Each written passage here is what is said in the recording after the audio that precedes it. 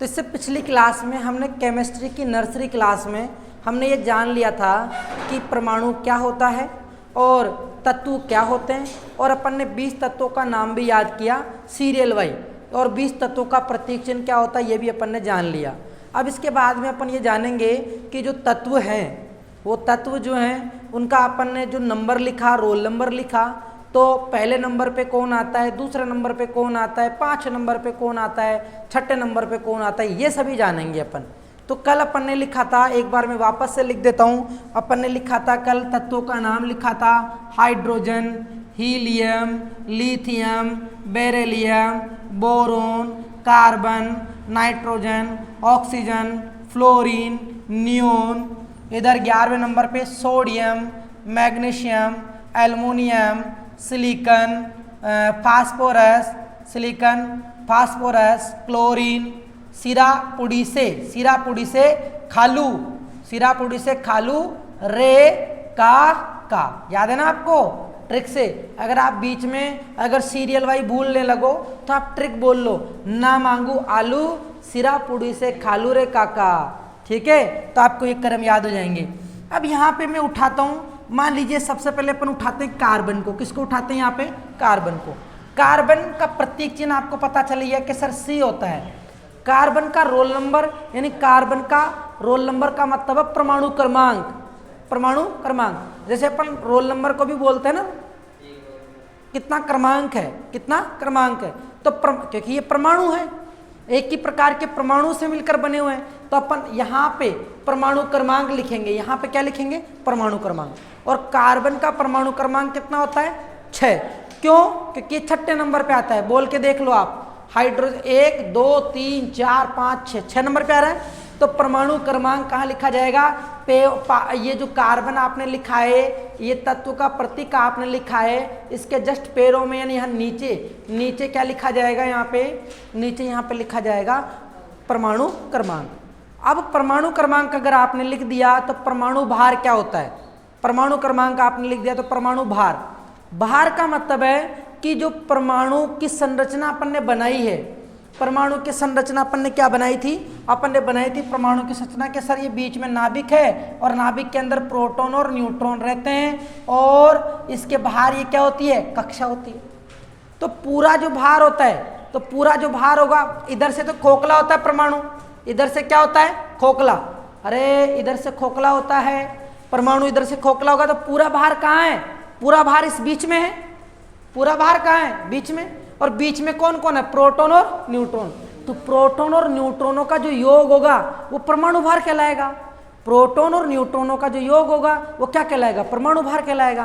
तो यहाँ पे प्रोटॉन यानी प्रोटॉन प्लस न्यूट्रॉन जो होगा वो परमाणु भार कहलाने वाला है। परमाणु भार, इसे आप परमाणु द्रव्यमान भी बोल सकते हो। क्या बोल सकते हो इसे? परमाणु द्रव्यमान भी बोल सकते हो। इसे आप परमाणु द्रव्यमान भी बोल सकते हो, परमाणु भार भी बोल सकते हो। क्लियर हुई मेरी बात? परमाणु भार किसे कहेंगे? प्रोटॉन और न्यूट्रॉनों के योग को क्या बोलेंगे? परमाणु भार या परमाणु द्रव्यमान बोलेंगे। अब ध्यान से समझना, ध्यान से समझो। सर ये जो अपन ने लिखा है नीचे, ये तो आपने कहा कि सर ये परमाणु क्रमांक है। क्या ये? परमाणु क्रमांक। नीचे जो अपन ने लिखा, ये क्या लिखा अपन ने? परमाणु क्रमांक लिखा। अब ये जो परमाणु क्रमांक है, ये परमाणु क्रमांक जो है, यही प्रोटॉनों की संख्या है। यही किसकी संख्या है? प्रोटॉनों की संख्या। यानी परमाणु संख्या जो अपन निर्धारित करते हैं, परमाणु क्रमांक जो अपन निर्धारित करते हैं कि भैया इसका रोल नंबर यानी परमाणु क्रमांक 6 होगा, तो इसका मतलब उसके अंदर प्रोटॉनों की संख्या कितनी है? 6। अगर प्रोटॉनों की संख्या 7 है तो उसका परमाणु क्रमांक कितना होगा? 7। अगर प्रोटॉनों की संख्या 8 है तो उसका परमाणु क्रमांक कितना होगा? 8। समझ में आ गया? अगर प्रोटॉनों की संख्या 8 हो गई तो उसका परमाणु क्रमांक कितना हो जाएगा? 8। तो परमाणु क्रमांक की एक तरीके से किसकी संख्या है? प्रोटॉनों की संख्या है। किसकी संख्या है? प्रोटॉनों की संख्या है। क्लियर हो गया? तो आपको प्रोटॉनों की संख्या पता लग गई, प्रोटॉनों की संख्या पता लग गई। और वैज्ञानिकों ने कहा है कि परमाणु उदासीन होता है। परमाणु क्या होता है? उदासीन। परमाणु एक उदासीन गोला है। परमाणु कैसा गोला है? अरे परमाणु उदासीन गोला है। परमाणु उदासीन गोला है। अरे उदासीन कब होगा? जब प्रोटॉनों की संख्या और इलेक्ट्रॉनों की संख्या बराबर बराबर होगी, यानी जब धनावेश और ऋणावेश बराबर बराबर होंगे। जब धनावेश और ऋणावेश दोनों बराबर बराबर होंगे, इसका मतलब प्लस और माइनस दोनों बराबर है, तो परमाणु उदासीन है। क्या है? उदासीन होने का मतलब क्या है कि प्लस और माइनसों की संख्या बराबर होना। प्रोटॉन पर कौन सा होता है आवेश? धनावेश। प्रोटॉन पर कौन सा आवेश होता है? धनावेश। ठीक है, प्रोटॉन पर धनावेश और इलेक्ट्रॉन पर ऋणावेश, इलेक्ट्रॉन पर ऋणावेश। और न्यूट्रॉन पर कौन सा होता है? न्यूट्रॉन उदासीन होता है, यानी उस पर कोई चार्ज नहीं होता, यानी उदासीन होता है। समझ गए? तो प्रोटॉनों की संख्या आपको पता लग गई, तो इलेक्ट्रॉनों की संख्या प्रोटॉनों की संख्या के बराबर ही होगी। क्यों? क्योंकि परमाणु उदासीन गोला है, तो जितनी प्रोटॉनों की संख्या होगी, अरे उतनी ही तो इलेक्ट्रॉनों की संख्या भी तो होगी। तो ये इलेक्ट्रॉनों की संख्या होगी, यानी आपने अगर प्रोटॉनों की संख्या पता कर ली तो इलेक्ट्रॉनों की संख्या तो आप यहाँ से लिख दोगे।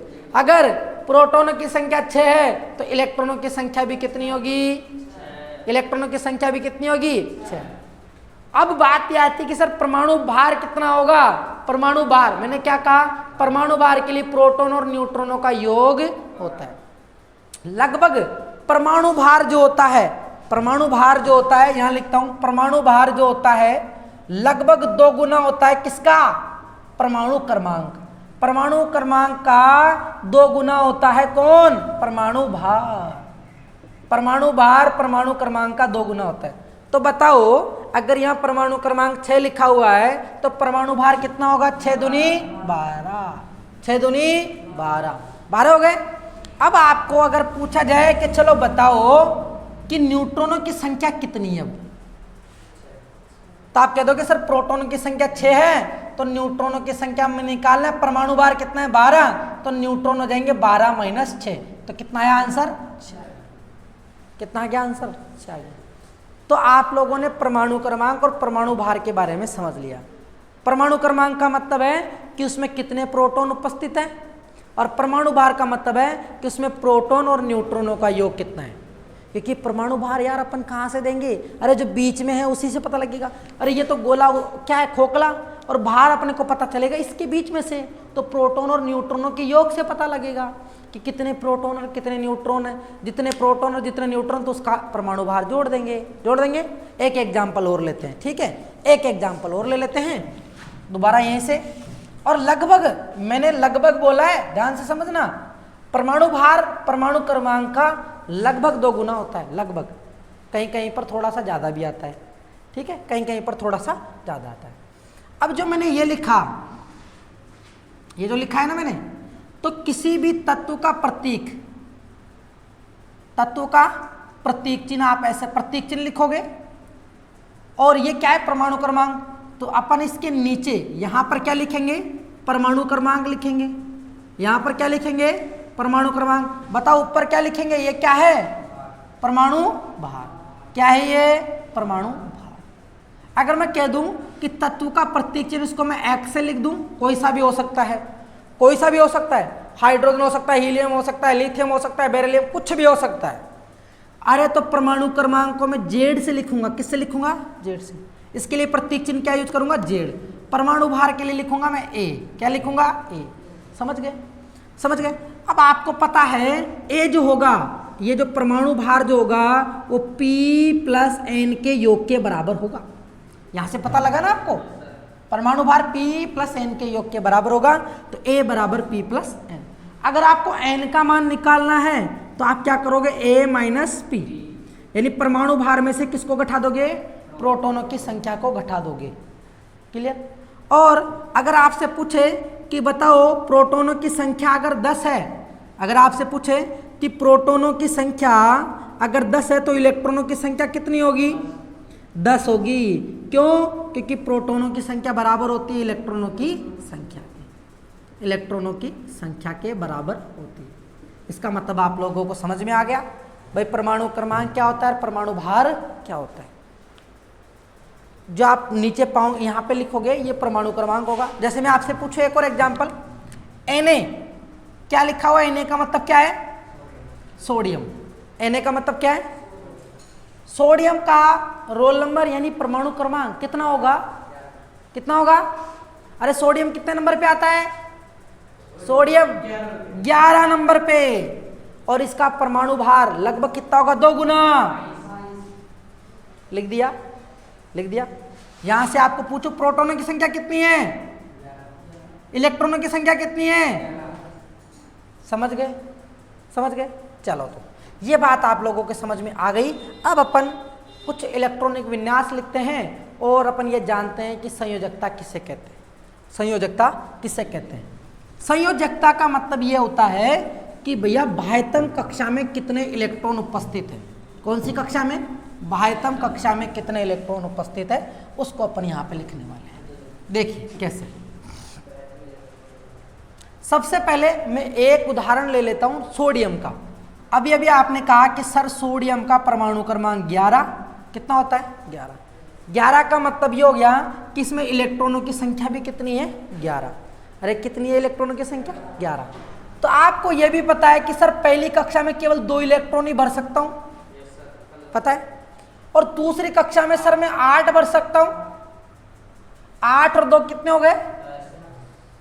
कितने भरने अपने को? तो एक तीसरी कक्षा में जाएगा, जाएगा।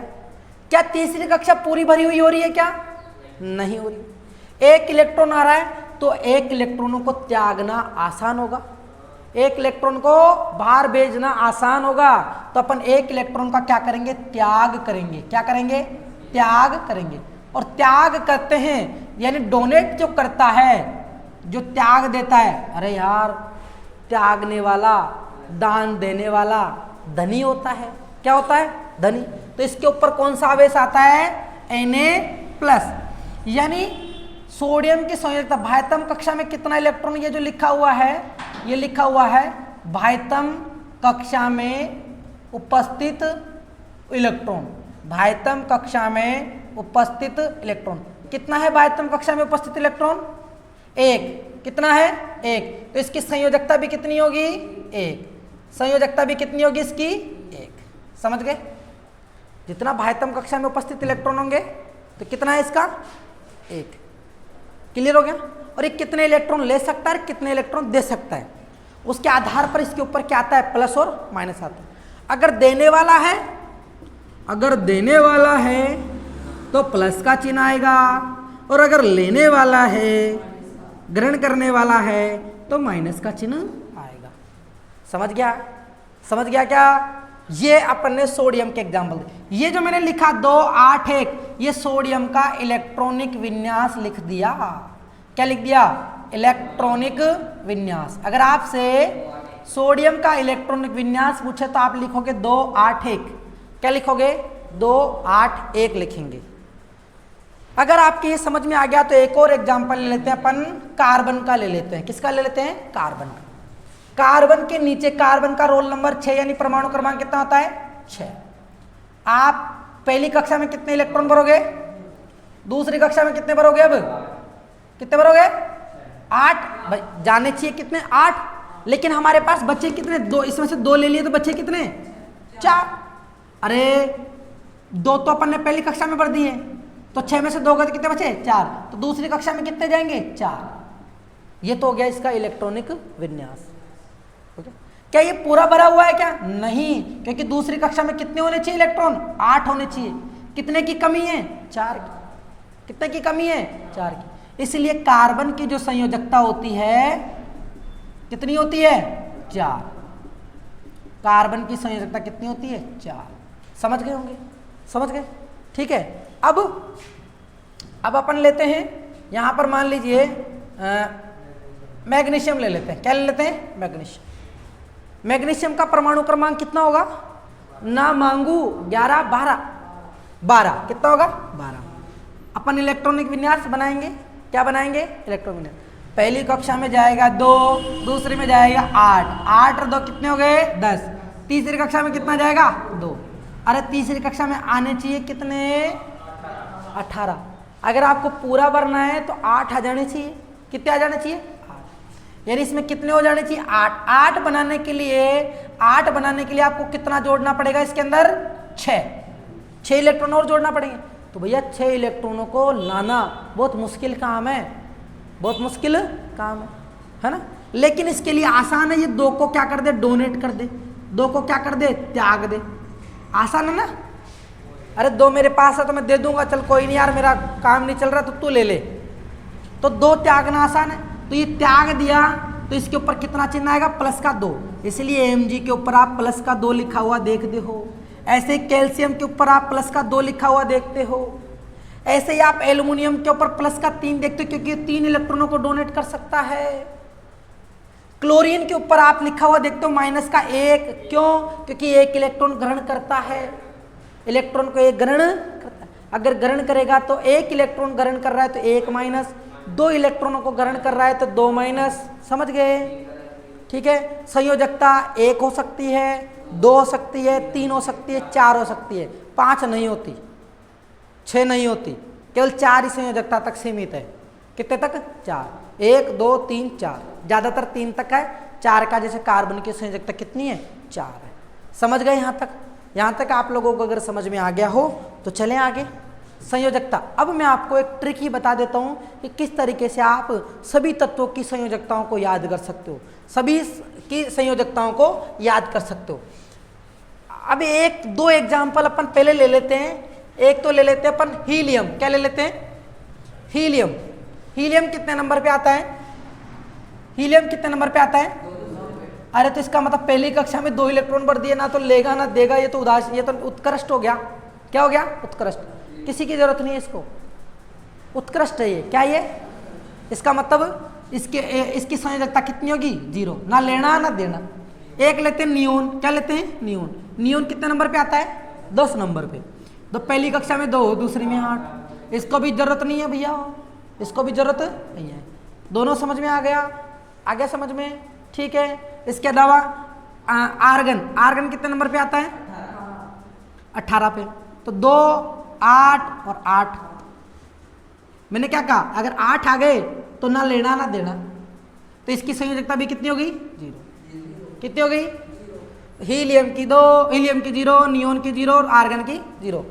ये जो है ये उत्कृष्ट गैसें कहलाती है। क्या कहलाती है, उत्कृष्ट गैसें। उत्कृष्ट गैस या फिर आप इसे अक्रिय गैस भी बोल सकते हो। अक्रिय मतलब जो किसी से क्रिया नहीं करती हो, इसलिए बल्बों में नियोन गैस भरी जाती है, आर्गन गैस भरी जाती है। अक्रिय किसी के साथ क्रिया नहीं करती है।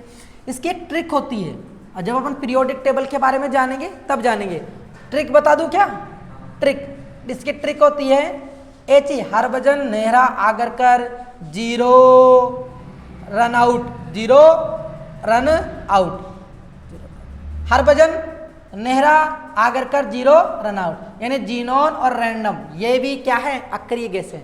और ये जब आप पीरियोडिक टेबल बनाओगे तो 18वां ग्रुप होता है ये सब आपको मैं बाद में बताऊंगा। अभी आप लोग समझ गए हीलियम, नियोन और आर्गन की संयोजकता कितनी, 0। इनको क्या बोलते हैं, उत्कृष्ट गैस या फिर अक्रिय गैस, उत्कृष्ट गैस या फिर अक्रिय गैस। ठीक है, ये किसी से क्रिया नहीं करती है। अब सर आप तो टेबल ही बता दो जिससे कि हम आसानी से याद कर लें। तो देखो पहले मैं यहाँ पे तत्वों का नाम लिख देता हूँ, hydrogen, helium, lithium, beryllium, boron, carbon, nitrogen, oxygen, fluorine, neon. लिख दिया। इधर क्या लिखूंगा, नियोन के बाद में इधर अपन लिखेंगे सोडियम, मैग्नीशियम, एल्युमिनियम, ना मांगू आलू, सीरा, पुड़ी, से, खालू, रे, काका, सीरा पुड़ी से खालू रे काका। Sodium, magnesium, aluminium, silicon, phosphorus, sulphur, chlorine, argon, potassium, calcium. संयोजकता 0 किस किस की, हीलियम की 0, नियोन की 0 और कौन है, आर्गन की 0। लिख दिया। पहले तो आप ये लिख दोगे 0 0 लिख दिया। अब आपको गिनती चालू करनी है, 1 0, फिर वापस से कहां से चलेगी, 1 2 3 4, लिख दिया 4 तक, 1 2 3 4। अब उल्टी गिनती चालू करनी है, 4, यहीं से बोलेंगे 4 3 2 1, वापस क्या आ गया, 0 आ गया 0। अब आ जाओ यहाँ पे वापस से 1 0 के बाद में क्या आएगा 1 2 3 4, ठीक है। फिर उल्टी गिनती 3 2 1 0 1 2। आपके सामने कैल्शियम की संयोजकता मैंने अभी भी बताई थी कितनी होती है 2। मैग्नीशियम की कितनी होती है 2 बताई थी अभी प्लस की 2। सोडियम की कितनी होती है 1। तो ये ट्रिक हो गई। अगर आपको याद नहीं है फटाफट से याद कर लेना।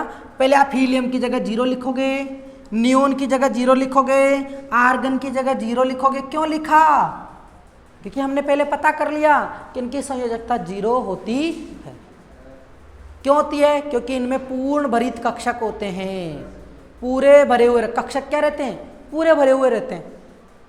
पूरे भरे हुए रहते हैं, पूर्ण भरित कक्षक हो गए, इसीलिए इनकी संयोजकता 0 होती है। फिर अपन गिनती चालू करते हैं 1 0, फिर 0 के बाद में 1 2, 4 से ज़्यादा मत बढ़ना गिनती। मैंने क्या कहा था? संयोजकता 4 तक ही होती है, 5 नहीं होती है। 1 2 3 4, फिर उल्टी गिनती 3 2 1 0, फिर यहाँ पे 1 2 3 4 3 2 1 0 1 2। यहाँ मैंने 20 तत्वों तक आपको संयोजकता बता दी। याद हो जाएगा? संयोजकता याद हो जाएगी। इसके बाद में आपको एक टेबल याद करनी है। एक टेबल जैसे कि सोडियम को अपन Na+ लिखते हैं, Na+, ये सोडियम कहलाता है। क्या कहलाता है? ये सोडियम कहलाता है। और अगर मैं लिखूं Cl- तो इसे अपन बोलते हैं क्लोराइड। क्या बोलते हैं? क्लोराइड। ऐसे कुछ आयनों के, कुछ बहुपरमाणुक आयनों के और कुछ अधातु आयनों के आपको नाम याद करने हैं, जिससे कि आप सूत्र बना सको। जब क्या बना सको? सूत्र बना सको। एक छोटा सा एग्जाम्पल लेके बता देता हूं मैं आपको, ये आप नोट डाउन कर सकते हो। इधर देखिए, इधर देखिए, पहले इधर देखिए। हाइड्रोजन को अपन H+ लिखेंगे। क्या लिखेंगे?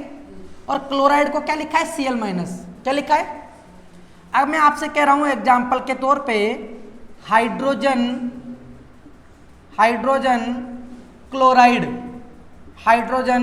क्लोराइड का सूत्र लिखो। क्या लिखो? हाइड्रोजन क्लोराइड का सूत्र लिखो। तो आप हाइड्रोजन के लिए क्या लिखोगे? H+, क्लोराइड क्या लिखोगे? Cl-। अगर यहाँ पर कुछ संख्या लिखी नहीं तो इसका मतलब 1 है। यहाँ पर 1 लिख दो, यहाँ पर 1 लिख दो। इसका गुणा इससे कर दो, इसका गुणा इससे कर दो। H का गुणा 1 से करेंगे तो H, Cl का गुणा 1 से करेंगे तो Cl। ये बन गया HCl। ये बन गया रासायनिक सूत्र। क्या बन गया? ये हाइड्रोजन क्लोराइड का रासायनिक सूत्र बन गया। हाइड्रोजन क्लोराइड का क्या बन गया? रासायनिक सूत्र बन गया। ऐसे एक और एग्जांपल लेते हैं, सोडियम कार्बोनेट। क्या लेते हैं? सोडियम कार्बोनेट का लेते हैं। Sodium carbonate. सोडियम को अपन बोलेंगे Na+ और कार्बोनेट को बोलेंगे CO3-। क्या बोलेंगे? CO3-। क्या कहा मैंने? 1 है यहाँ पे, कितना है? 1। यहाँ पर भी कितना है? 1। इसका गुणा इससे, इसका गुणा इससे, तो NaCO3। समझ गए? NaCO3। ऐसे ही बहुत सारे, तो आपको उनको याद करना है। मैं आपको लिखवा दूंगा, उनको याद करना है। 9th क्लास की बुक में टेबल दे रखी है, वो आपको याद करनी होगी। और आपको बहुत सारे तत्वों की प्रतीक चिन्ह, जैसे कुछ और एक प्रतीक चिन्ह ले लेते हैं। ये तो आपको सूत्र बनाना सिखा दिया, ऐसे बनाए जाते हैं। और कुछ प्रतीक चिन्ह और याद करने, आपने 20 तो याद कर लिए। जैसे कि पारे का प्रतीक चिन्ह होता है Hg। क्या होता है? Hg। और अगर सोने की बात करें तो सोना अंग्रेजी शब्द से लिया गया ओरम, Au लिखेंगे उसके लिए। सोने के लिए क्या यूज करेंगे? Au। चांदी अर्जेंट में चाहिए मेरे को, Ag। क्या लिखेंगे? Ag। चांदी के लिए क्या यूज करेंगे? Ag। क्या इसको बोलते हैं? अर्जेंटम। इससे बोलते हैं ओरम। इसे क्या बोलते हैं? ओरम। इसे बोलते हैं हाइड्रोजेनियम। इसे हाइड्रोजेनियम बोलते हैं। ऐसे आपको बहुत सारे, जैसे कि मान लो लोहे की बात करूं तो लोहे का प्रतीक चिन्ह होता है Fe। इसे अपन बोलते हैं फेरस। क्या बोलते हैं इसे अपन? फेरस। क्यूप्रस, जो तांबा होता है, तांबा। क्या बताया मैंने? तांबा। तांबे को अपन किससे लिखते हैं? Cu। इसका नाम होता है क्यूप्रस।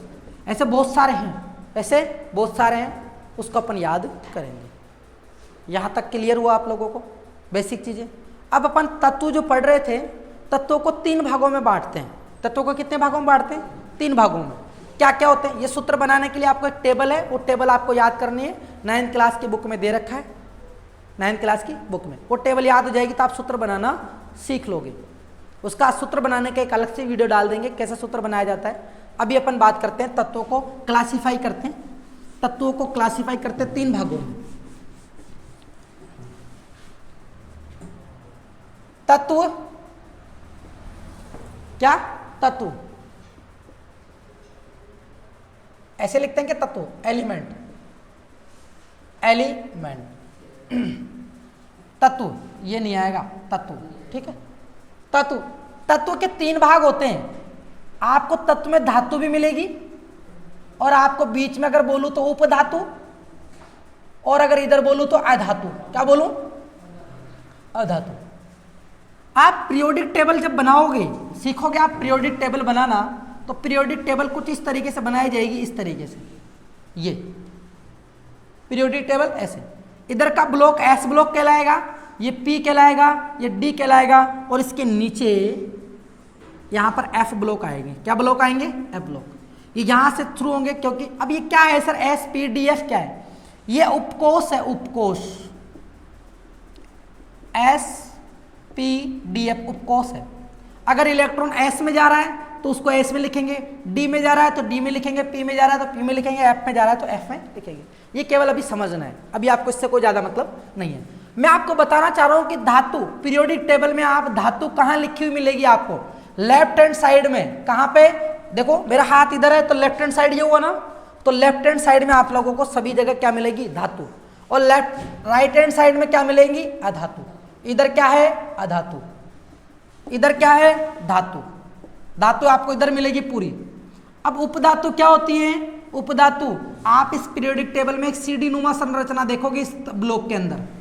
इस सीढ़ी नुमा संरचना में जो भी उपस्थित होंगे उसे अपन बोलेंगे उपधातु। क्या बोलेंगे, उपधातु। क्या बोलेंगे, उपधातु। अब धातु, उपधातु और अधातु में क्या अंतर होता है सर?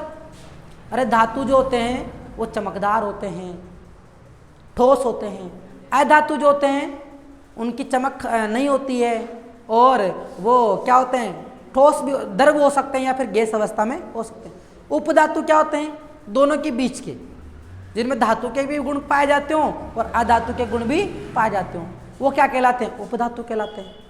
इन्हीं को अपन एक और नाम दे सकते हैं, क्योंकि धातु में विद्युत धारा का प्रभाव होता है तो ये चालक कहलाते हैं, और अधातु कुचालक कहलाते हैं, और उपधातु अर्धचालक कहलाते हैं। क्या कहलाते हैं, अर्धचालक कहलाते हैं।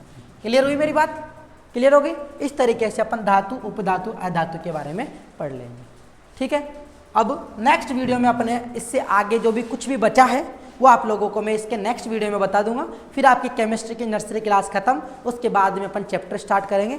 चैप्टर आपको बता रखे हैं, आपको रासायनिक सूत्र, और अगर आपको कुछ भी डाउट रहता है तो आप कमेंट बॉक्स में बता देना, उसका भी वीडियो बना के आपके लिए प्रोवाइड करवा दें। मिलते हैं नेक्स्ट क्लास में, तब तक के लिए थैंक यू। जय हिंद, जय भारत।